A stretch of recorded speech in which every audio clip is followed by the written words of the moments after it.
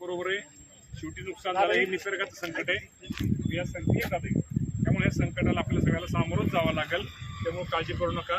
तुमचं इथं बघलं कुणाचं 1 गुंठ्याचा पंचनामा राहणार नाही. 1 गुंठ्याचा बस.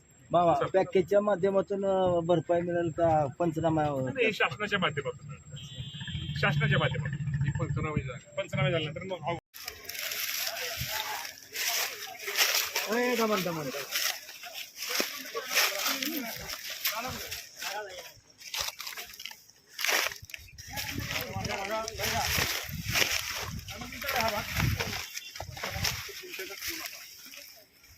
सगळे पंचनामे हे नुकसान खरंच म्हणजे स्वप्न बघितले असतं. पण आता काय नाही राहिले काय करणार. निसर्गाचं संकट आहे.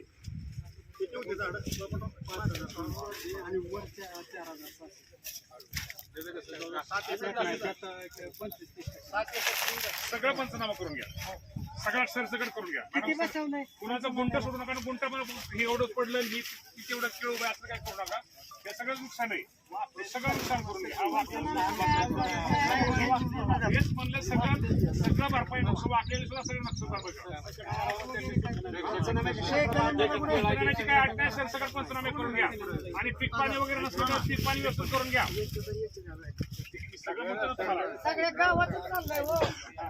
सगळ्या गावाचं पुन्हा आता इथं पाहिलं म्हणजे अख्खं गाव पाहिलं नाही. इथं पाहिलं म्हणजे अख्ख्या गावात पाहिलं तुम्ही इकडे आपलं बघितलंच ना असं म्हणू नका की सगळीकडे बघितलं असं ते करायचं.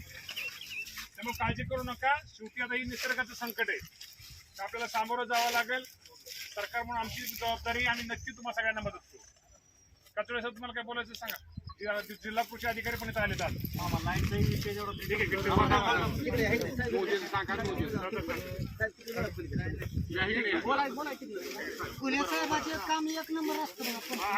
जिल्हा कृषी अधिकारी आले